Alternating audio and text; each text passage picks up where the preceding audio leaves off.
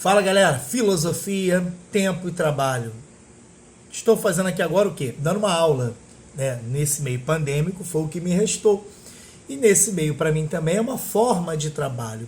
Já ouviram uma frase assim que dizem, né? Que é o trabalho dignifica o homem. E a partir disso nós vemos através do módulo 8, do capítulo 8, do capítulo 9, uma pergunta: será que o trabalho dignifica o homem? Será? Bem, primeiro a gente vai ter que passear no tempo sobre o conceito de trabalho. O conceito de trabalho se dá o que é um trabalho a partir do momento que existe uma troca para aquilo que você faz. Nos primórdios não tinha isso. Você trabalhava para se sustentar, ou a sua aldeia, o seu grupo de pessoas, enfim. Com o passar do tempo, né, isso não se torna algo muito mais troca. Eu faço isso, você me dá isso. Eu faço aquilo, você me dá isso. Isso estabelece uma relação do tipo: eu não vou fazer, você faz para mim, porque eu tenho uma condição melhor de oferecer algo a você. Passado o tempo, e aí você vem do século 17, 18, 19 e até hoje, a ideia do salário. E aí o ser humano aprendeu a vender o quê? A sua força do trabalho.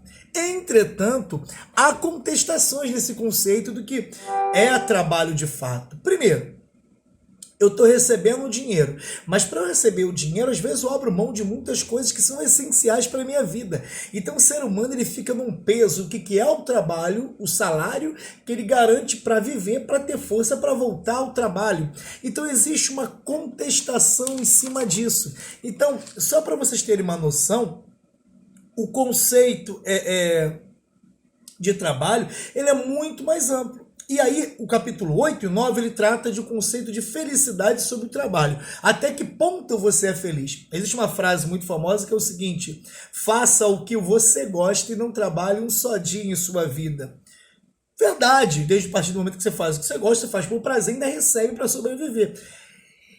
E existem alguns tempos também nesse momento, o tempo e o trabalho, o tempo e o trabalho. A partir de então, se você não sabe, seus familiares, amigos e futuramente você talvez não receba um salário de fato. Você recebe as horas trabalhadas, que é dado o salário. Então, se você trabalha tal hora, você recebe X. Se você trabalha 2 horas, você recebe 2X.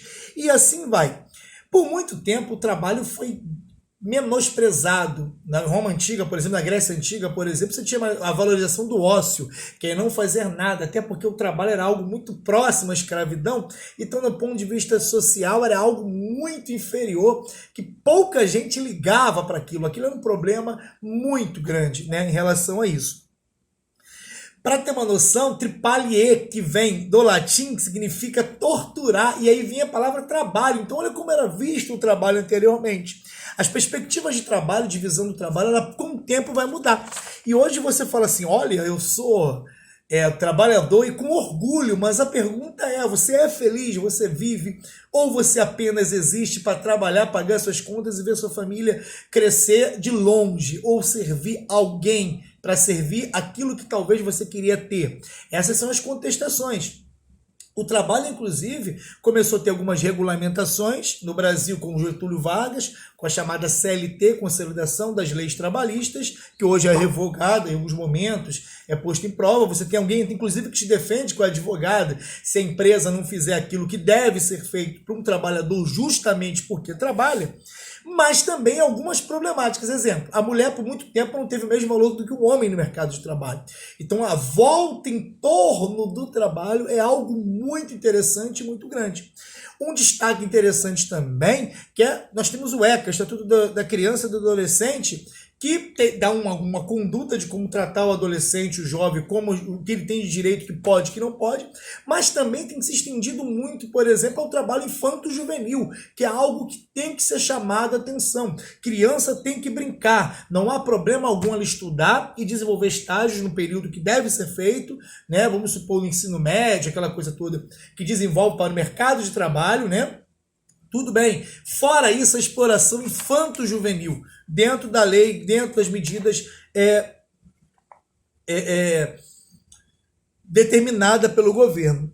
Já, né, no capítulo 9, e aí tá, receita de vida feliz, trabalhar e consumir. O que é o consumismo no fato? Eu costumo dizer uma brincadeira que é assim, ó, que é a ideia do status, né? Primeiro na formação de um produto. Por exemplo, eu compro essa pulseira aqui, né? Todo produto ela tem os bens, serviços e ideia. Qual é o bem dela? O produto aqui, ó. Madeirinha, que por sinal caiu, mas deu para ver que é resistente. Material. Qual o serviço? Vou usá-la. Olha, é uma pulseira, é o serviço que ela me serve. Aí vem o status dela. O que é o status? Nossa, eu tenho uma pulseira de cruz em marfim, né? Com as bolinhas de madeira caimã. Aí você para e pensa assim, isso é um status que eu vou achar que você vai me sentir mais importante se eu tiver. Isso faz uma rede de consumo, o que também faz o acúmulo. Para que eu tenho 40, 50 blusas, camisas, se eu tenho, na verdade, um corpo só? Eu não posso ter 3 ou 4? Não, a gente acaba se envolvendo com o fator consumismo. E para ter o consumo, tem que ter o trabalho. E muitas vezes você trabalha muito porque você consome muito.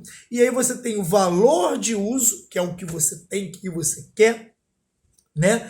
E para que serve aquilo que você comprou.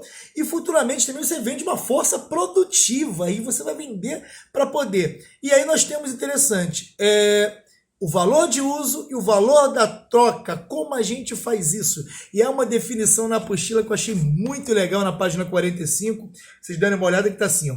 Com o desenvolvimento histórico das forças produtivas e das relações de produção, foram estabelecendo 2 diferentes modos de produção: primitivo, escravista, servil, asiático e capitalista. Atualmente, prestem bem atenção que isso é questão de provinha, tá? Quais são as forças produtivas, tá? Primitivo, que é aquela que você vai produzir, né? Inicialmente para o teu grupo. O escravista, que é do escravo mesmo, você vai usar a mão de escravo. O servil, que você tem o feudalismo, por exemplo, em troca de alguma coisa. O asiático, que é a produção em massa. E por último, o capitalista, que é esse que nós vivemos. E aí tá assim, ó. O trabalhador assalariado não produz para o seu uso, mas em troca do seu trabalho por um salário, e produz a mercadoria que o proprietário trocará por dinheiro. Assim, os bens primeiro se realizam como valor de troca, para depois se produzir e se realizarem como valor de uso. Então eu ganho dinheiro, na verdade, às vezes eu produzo uma coisa que eu mesmo não vou usar. Então é muito interessante saber essas 5 fases aí do trabalho, beleza? Dessa ideia de produção. Primitivo, que é a ideia do início dos primórdios, escravista, servil, asiático e capitalista. Bem, para o teste de vocês de filosofia, vai ficar entre o capítulo 8 e 9, como está lá definido. Lembrando que quando nós voltarmos à aula, a gente vai voltar muito essa apostila para debater muitas coisas que faltou a gente em sala de aula. Tá bom, queridos? Tranquilão pro teste, só dá uma olhada de novo aqui nesse vídeo, que você vai conseguir ver muita coisa do que a gente falou e dar uma leitura também. Tá bom? Beijos, meu 8º!